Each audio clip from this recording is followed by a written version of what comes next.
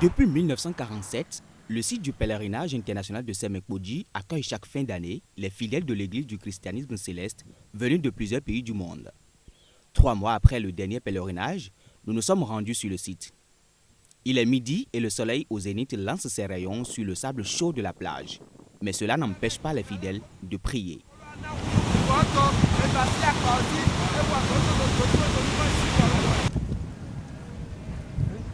C'est un lieu saint, un lieu où Papa Ochofar l'a consacré pour que prochainement, comme lui, les fidèles viennent prier, demander la grâce de Dieu. Donc ceux-là sont en train de prier pour recevoir quelque chose de l'Éternel.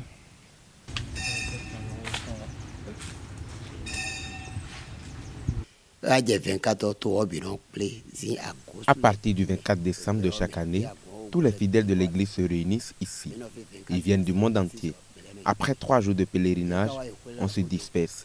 Mais certains restent ici pour veiller sur le site. C'est un lieu saint.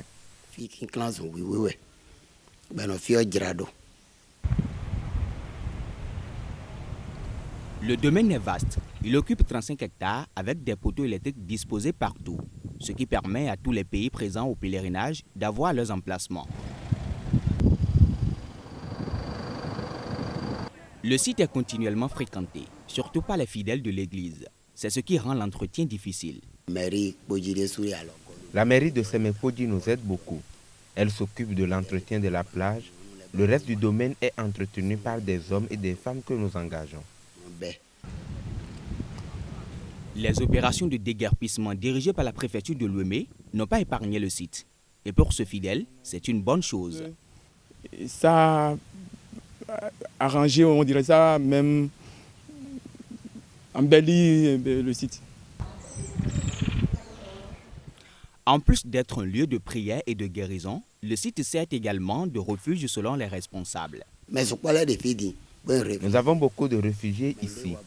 Il y a aussi des malades qui ne peuvent pas être traités à l'hôpital. C'est le cas par exemple des personnes envoûtées. Nous les traitons ici. Mais parfois, ces personnes ne veulent plus partir. C'est le cas du responsable de cet abri, plusieurs fois déguerpi. Il a refait, on dirait, son temple selon lui. Donc vraiment, c'est quelqu'un, on dirait, un rebelle, quoi. Il s'oppose à l'église. Donc c'est pas bon. Le premier pèlerinage qui s'est tenu sur le site en 1947 avait réuni 7 personnes, dont Samuel Ochofar, le fondateur de l'église du christianisme céleste. Aujourd'hui, les pèlerins se comptent par milliers.